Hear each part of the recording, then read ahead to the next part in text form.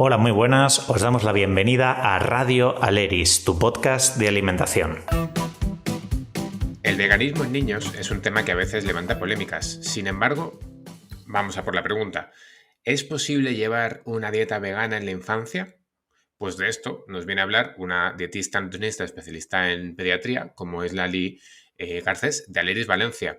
Lali, que además no es graduada en nutrición, sino licenciada en nutrición, porque esto en Argentina sois así, Lali, licenciadas. Sí, claro que sí. Somos licenciadas, no graduadas, y ese es mi título, pero vamos, Que estéis un que año más, estamos, es un año más es un año más. hincando codos y luego además tenéis especialidad, que a diferencia de las nutricionistas, dietistas nutricionistas en España, no pasamos residencia en hospital, vosotras sí. Claro, nosotros tenemos como esa formación y podemos optar tanto en la parte de pediatría como en la parte de clínica del adulto.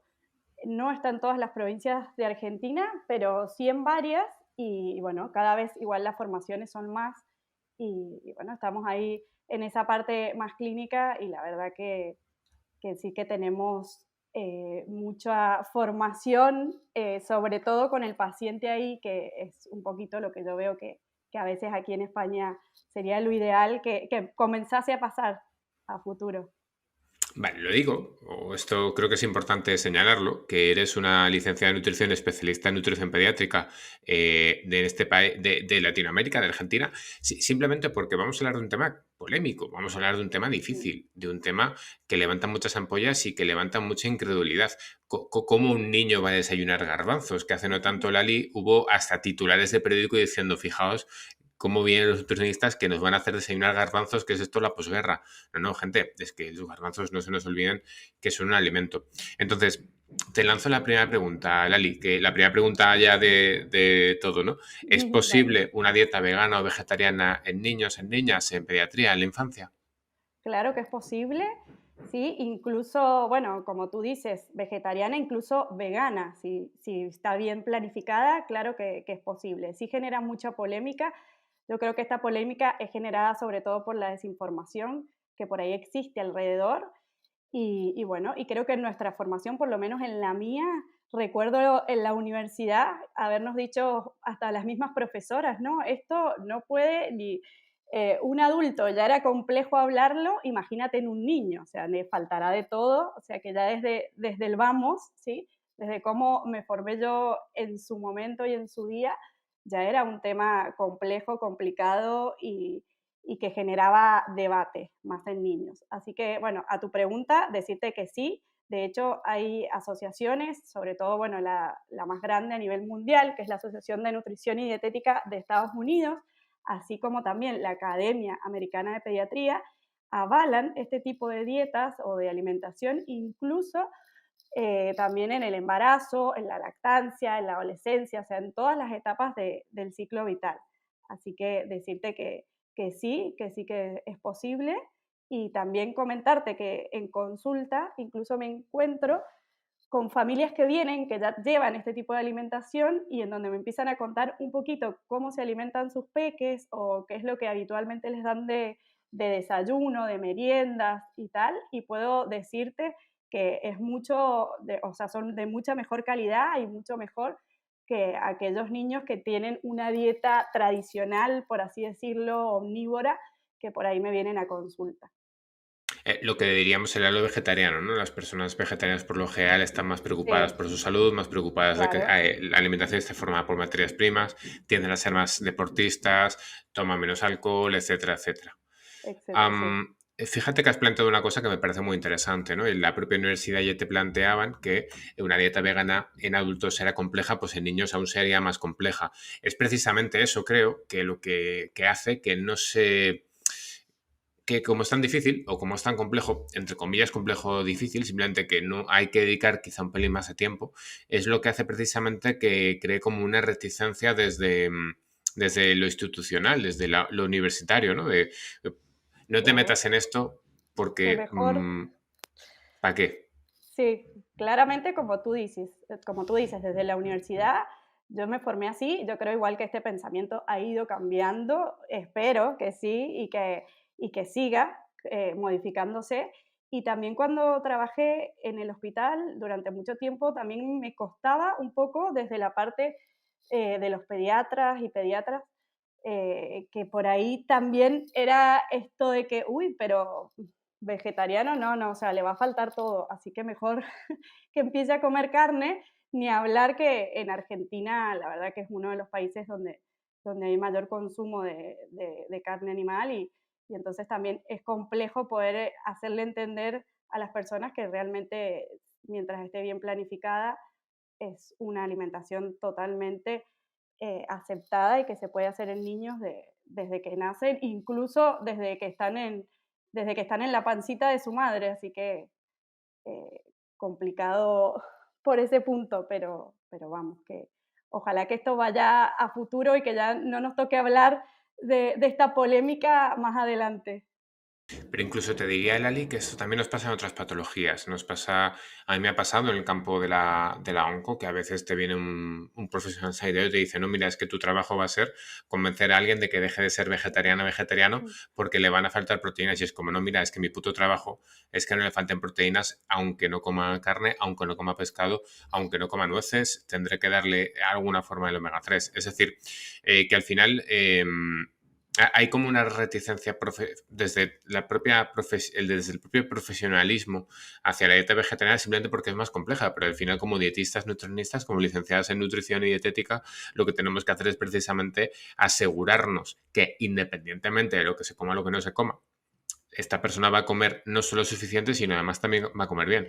Y aquí una cosa que comentábamos un poco entre bambalinas antes de empezar el programa era, claro, la gente ya está preocupada por si el niño come pollo o no come pollo, pero aquí nadie se preocupa sobre si el niño come galletas o no come galletas, ¿no? Es decir, enfocamos hacia el garbanzo o hacia el pollo o hacia la ausencia de pollo, pero aquí nadie se está preocupando de si el niño come más o menos galletas o si come los yogures azucarados, aunque sean vegetales o no sean vegetales, ¿no? Es decir, no, esto te pasa, los Sí. niños y las niñas en general no comen especialmente bien. No, sí, esto me pasa en la mayoría de mis consultas, te diré, que vienen y me comentan cómo son sus desayunos, cómo son sus meriendas, cómo son incluso sus comidas, y sí que son bastante deficitarias, por así decirlo, de alguna manera, y bueno, y no dejan de ser una alimentación que uno pudiese decir tradicional, ¿sí?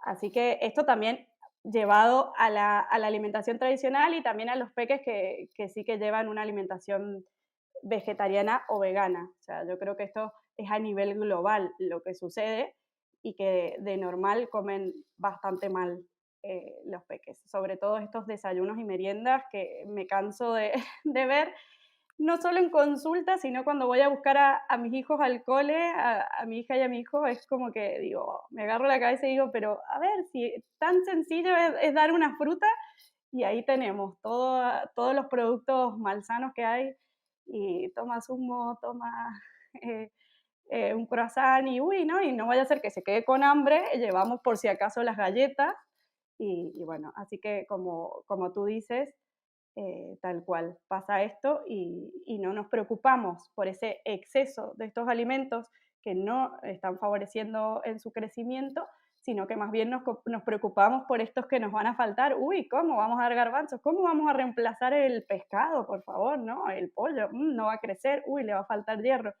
¿Sí? Entonces es como por ahí ver y poner ahí en la balanza, uy, quizás por ahí no va la cosa, sino más bien por qué calidad o qué tipo de alimento le estamos ofreciendo a nuestros hijos, ¿sí? Como preguntarnos un poquito de ahí. Así todo, siempre pienso que hay un entorno que nos favorece a que la alimentación de los peques sea más saludable, pero bueno, eso ya Lo sería mejor tema posible. Ujú. para largo, Para ¿sí? otro, en Para los otro podcast. saboteadores, claro, los saboteadores de te he dicho abuela, abuela, que no le des galletas al niño, pero bueno, eso ya es para prácticamente otro, Ese es otro otro programa, podcast. ¿no? Claro. Sí, seguro que Am, sí. en ese sentido, fíjate, has dicho una cosa muy importante y es que me imagino, ¿no? Es que el pescado es súper importante en la dieta. Y, claro, sí, estamos de acuerdo, el pescado es importante en la dieta de quien quiere tomar pescado. Sin Claro. embargo, quizá lo que tenemos que preocuparnos es que si alguien decide no comer pescado, ganarán importancia o repartirán esos niveles de importancia a otros alimentos. Tan fácil como esto, pues habrá que darle más caña a los frutos secos o incluir más tofu. Ya está, esa es la complicación. Sin embargo, Claro, has tal dicho una cual. cosa, Lali, que es el tema de que no nos preocupamos de que la dieta sea deficitaria cuando los chavales, las chavalas, en lugar de comer fruta, comen galletas. Pero hay gente que sí se preocupa mucho por los déficits potenciales de una dieta vegetariana o vegana en la infancia. ¿Cuáles serían esos déficits y cómo tenemos que vigilarlos? Es decir, una familia que decidan comer vegetariano o vegano y que también lo van a hacer sus crías o sus críos, esto, ¿a qué tendrían que atenerse o qué nutrientes son los preocupantes? Bueno, el primer nutriente que por ahí vienen hacia la consulta y creo que es, en principio, como macronutriente, las proteínas. Esto de, uy, no va a llegar a las proteínas, sí, mi hijo, me pasa en todo, ¿sí? Que por ahí vienen a consulta y cómo hago y cómo, cuántos gramos tiene que comer, ¿sí? Esto creo que en principio sería como el macronutriente ahí más polémico, y bueno, que habría que prestar atención, no te diría que habría que prestar atención en sí, porque las proteínas de normal se llegan perfectamente, así que por ese lado, con proteína vegetal llegaríamos, no tendríamos que estar ahí atacados, pero sí decirte que es algo que preocupa, que es como la primera pregunta y tal, el tema de proteínas. Luego, a modo de micronutrientes, sí es otro que preocupa bastante o que me consultan y que es como ahí el estrella también sería el hierro, uy, pero que también, de si no come carne roja, ¿de dónde sacamos ese hierro? Por ese lado, tampoco preocuparnos si podemos hacer o podemos tener opciones como para favorecer esta absorción de hierro, siempre y cuando tengamos el hierro a nivel del vegetal que le vamos a ofrecer y le incorporemos a lo mejor, o sea, le incorporemos una fuente de vitamina C, ¿sí? Esta fuente de vitamina C puede ser desde perejil, puede ser pimiento o podemos incorporar también alguna, eh, alguna fruta como puede ser un cítrico luego de postre. Así que por ese lado tampoco preocuparse, ¿sí? Los índices de anemia en la población infantil no son mayores que los que en la población normal y habitual de peques, no normal, sino habitual que consumen también carnes, así que por el lado del hierro tampoco habría que preocuparnos, a excepción de que hubiese algún déficital, que eso sí sería valorado y sería suplementado por una persona o por un pediatra o por un especialista o un sanitario. Luego, dentro de los micronutrientes, el resto, como hablaste un poquito recién, el omega 3, que algo dijiste, pero tampoco es algo que nos vamos a agarrar la cabeza y ahora, uy, sí, no come pescado y ahora qué hacemos. O sea, aquí en España tenemos la suerte de que el aceite de oliva es una fuente de grasa de muy buena calidad. No tenemos, o sea, el aceite de oliva no es que tenga omega 3, pero lo que hace es que tampoco interfiere en la absorción de este omega 3, ¿sí? No como otros, por ejemplo, me pasaba en Argentina, que allí se consume mucho aceite de girasol, entonces ahí sí que tenemos un problema en esta absorción. Entonces, por un lado, seguir manteniendo la parte del aceite de oliva extra virgen en las comidas de los peques, y por otro también incluir, como bien dijiste, las nueces, por ejemplo, en la alimentación, que son sí que son precursores, por así decirlo, del omega 3, y bueno, también el aceite de oliva, de lino, perdón, las semillas de lino también serían una fuente. Pero que vamos, que a nivel así de agarrarnos la cabeza y tener que, uy, ahora, ¿qué hago? Como por ahí me pasa, le voy a tener que hacer una analítica, ¿cada cuánto le voy a tener que vigilar o tal? Deciros que nada, que tranquilidad por ese lado y que no lo hacemos en un peque que tenga una alimentación omnívora, no lo haríamos tampoco en un peque que lleve una alimentación vegetariana o vegana. Bien, así que por ese lado, no sé si te queda algún otro. A ver, el Sí, calcio también, en por ese ahí, sentido se me ocurre, por ejemplo, nadie se dime, preocupa como tal de la relación omega 3 omega 6 hasta que llega un peque vegetariano vegano, ¿no? también, Em, claro, la gente tiene que tener en cuenta que el omega 3 está muy bien, pero también tenemos que tener en cuenta el factor de riesgo que implica el consumo de omega 6. ¿Dónde está el omega 6? En aceites que consideramos refinados o de mala calidad, un aceite de girasol, una margarina. Entonces, ¿qué pasa? Que si un un chaval está consumiendo Doritos o está consumiendo bollicaos o está consumiendo productos ultraprocesados que no son eminentemente veganos, una persona vegana no consume fosquitos porque básicamente no son veganos, va a estar teniendo un ratio omega 3 omega 6 muy bajito y eso es malo, peor incluso que el no consumo o el consumo inferior de omega 3. Entonces, al final la gente se basa mucho en un micronutriente de forma aislada, olvidando que al final lo que comemos no son micronutrientes o macronutrientes, sino comida. Entonces, cuando Claro. aislamos un nutriente, claro, estamos haciendo trampas. Tenemos que ir a de dónde nos viene ese nutriente, ¿no? De poco me vale que la gente diga, no, voy a comer el hierro de las espinacas. Ya, es que igual es un hierro poco, poco absorbible o un hierro que no es representativo realmente No de la cantidad de hierro representa. que tenemos que consumir. Sin embargo, si estás consumiendo siempre un proteico de calidad en cualquier comida o en cualquier cena, una legumbre, un derivado de legumbre, y esto lo estás regando con semillas, lo estás regando con frutos secos, seguramente te vaya mejor que una persona que consume una verdura por un nutriente o que consume un proteico principal junto con nada de verdura, que es una cosa relativamente frecuente en personas no vegetarianas por el simple hecho de que no hay tanta fuerza en las recomendaciones, ni hay nadie que todo el mundo que le dé tanta importancia a cómo tiene que comer, a no ser que nazca una preocupación o bien de la familia o bien de dentro de voy a comer un poco mejor. Es un poco capciosa esta crítica hacia el nutriente porque jolín, es que comemos comida y es que si nos preocupamos de la calidad de la comida seguramente no habrá tantos problemas. Eh, además, a Tal mí esto cual. me da un poco de rabia y es, ¿qué población come semillas? ¿Quién come lino? ¿Quién come chía? ¿Quién come tahini?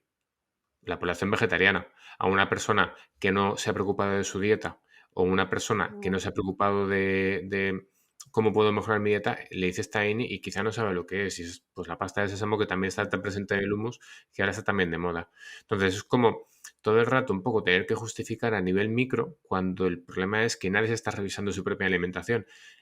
Y al final, el 44% de la población infantil tiene obesidad o sobrepeso y Sí.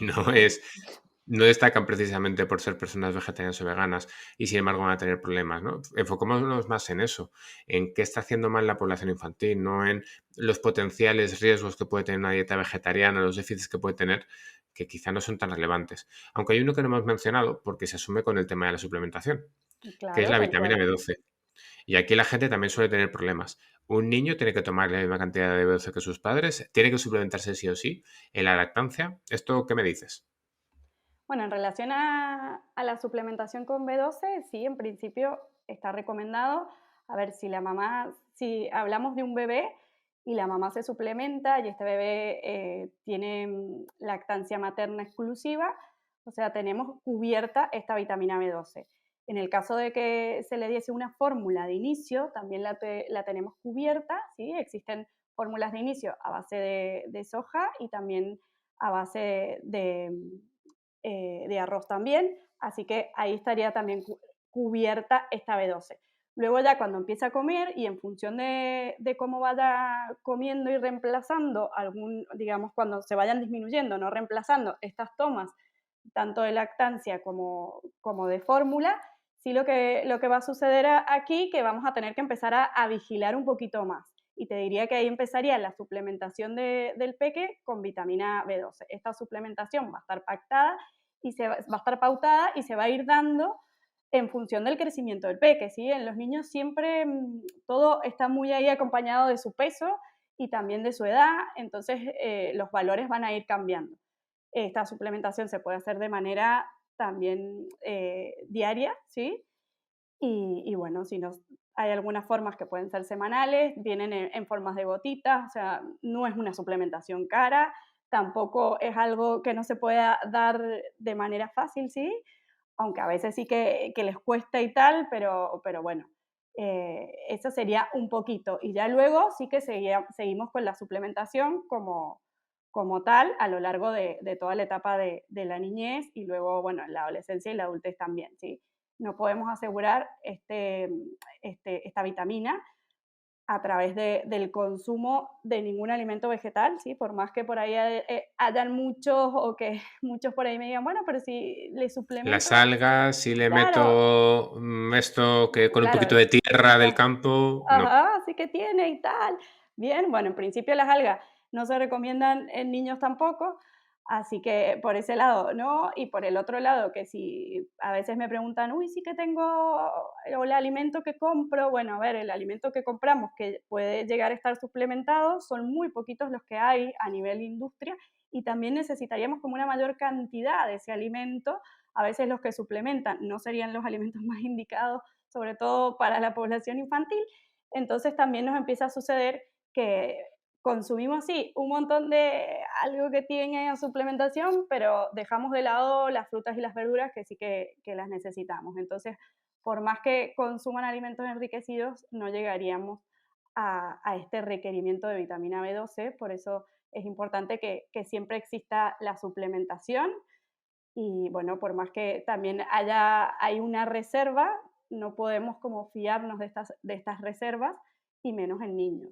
Así que no sería algo negociable en los peques, bueno, y en general en la alimentación vegetariana.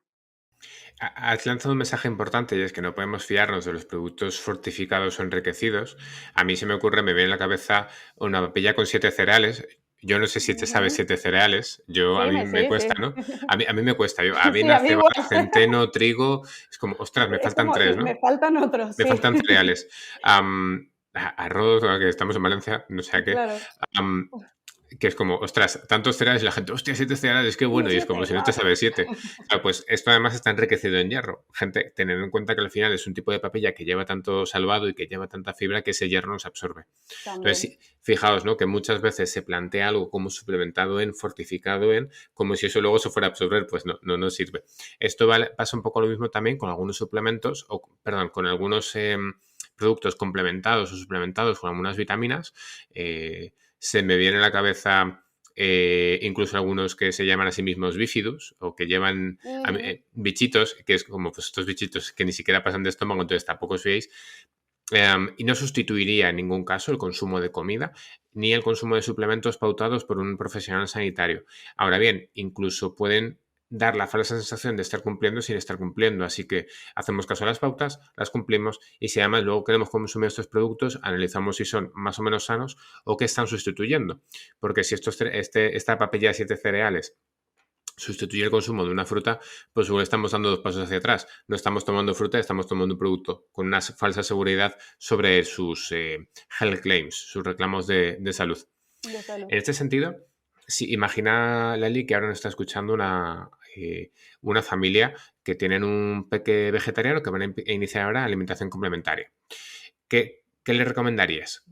Porque se preocupan, ¿no? Ahora, yo tengo que suplementar ya vitamina B12 que buscasen, que preguntasen a su pediatra de referencia, a su profesional sanitaria de alimentación de referencia.